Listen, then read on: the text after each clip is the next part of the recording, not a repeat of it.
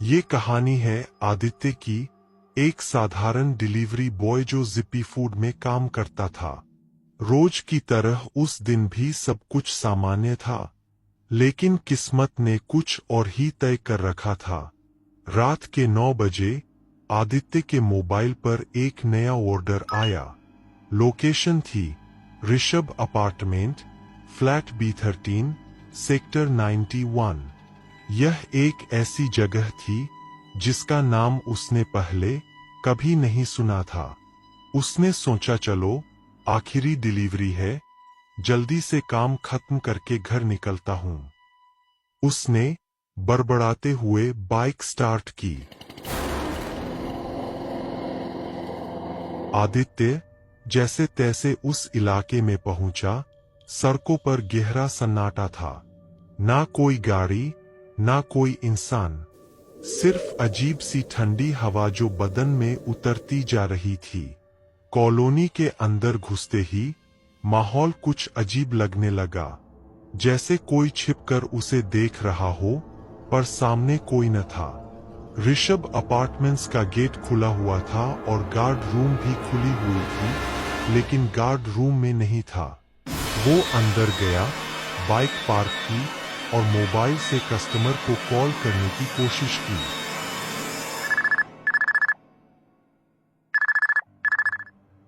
पर कोई जवाब नहीं। तभी फोन पर एक मैसेज आया, लिफ्ट से 7वीं मंजिल पर आ जाइए। लिफ्ट की तरफ बढ़ते हुए उसने गौर किया। दीवारें पुरानी थीं, पेंट उखड़ा हुआ और लिफ्ट के बाहर एक झूलता बल्ब जो बार बार टिमटिमा रहा था। लिफ्ट का दरवाजा खुद खुल गया। वो अंदर गया और 7वीं मंजिल का बटन दबाया। जैसे ही लिफ्ट ऊपर जाने लगी, उसे महसूस हुआ कि कोई उसके बेहद करीब खड़ा है। उसने पीछे मुड़कर देखा, पर पीछे कोई नहीं था।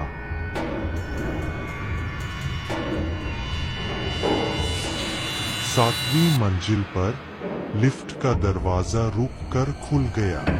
पूरी फ्लोर अंधेरे में डूबी हुई थी। तब आदित्य ने अपने फोन का फ्लैशलाइट ऑन किया और आगे बढ़ने लगा।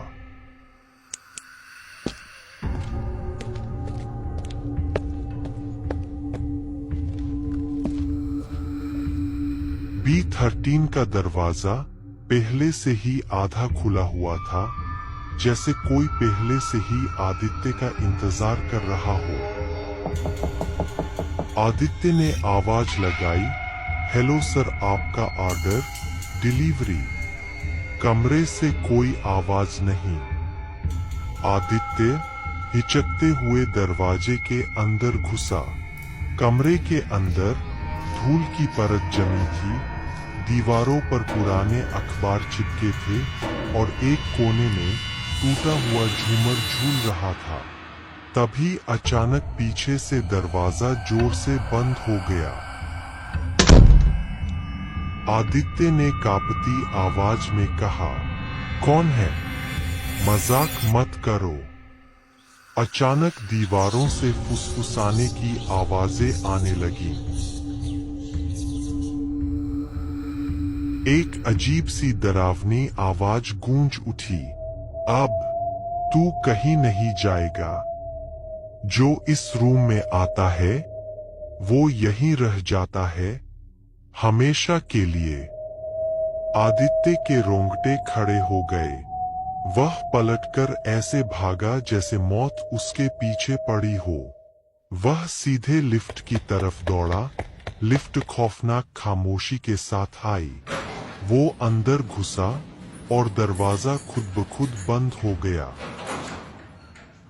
लेकिन जैसे ही दरवाजा बंद हुआ, पूरी लिफ्ट अंधेरे में डूब गई। ना कोई बटन चमक रहा था, ना कोई आवाज, बस सन्नाटा। और फिर उस सन्नाटे में सामने अचानक एक साया उभरा, एक इंसानी आकार, वो भी बिना चेहरा का। सिर्फ 2 सफेद चमकती हुई आंखें जो सीधे आदित्य को घूर रही थीं। आदित्य चिल्लाना चाहता था, पर उसकी आवाज मानो थम गई हो। वह ना चीख सकता था, ना सांस ले पा रहा था। अचानक लिफ्ट नीचे की तरफ चलने लगती है, लेकिन फिर से 7वीं मंजिल पर ही लिफ्ट का दरवाजा खुलती है। धीरे से लिफ्ट रुकी, दरवाजा खुला। इस बार सामने एक पुराना, जला हुआ तहखाना था। दीवारों पर खून, जमीन पर टूटी हड्डियां बिखरी पड़ी थीं, और एक कोने में रखी थी एक जली हुई नंबर प्लेट, जिस पर धुंधले अक्षरों में आदित्य की ही बाइक का नंबर लिखा था।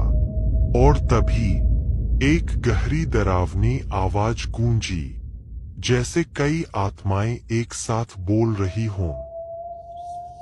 हर रात एक नया वार्डर आता है, हर रात एक नया राइडर, और हर रात एक और आत्मा यही फंस जाती है। आज तेरी बारी है।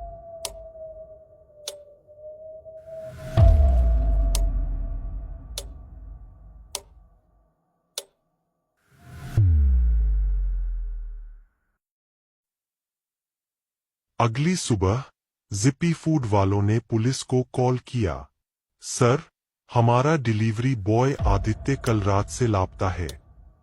जब पुलिस ऋषभ अपार्टमेंट्स पहुंची और इन्वेस्टिगेशन की, तब चौकीदार ने बताया, B13, वो फ्लैट तो पिछले 5 साल से बंद है। और सबसे चौंकाने वाली बात यह है कि इस बिल्डिंग में सिर्फ 6 मंजिलें हैं। 7वीं मंजिल कभी बनी ही नहीं थी।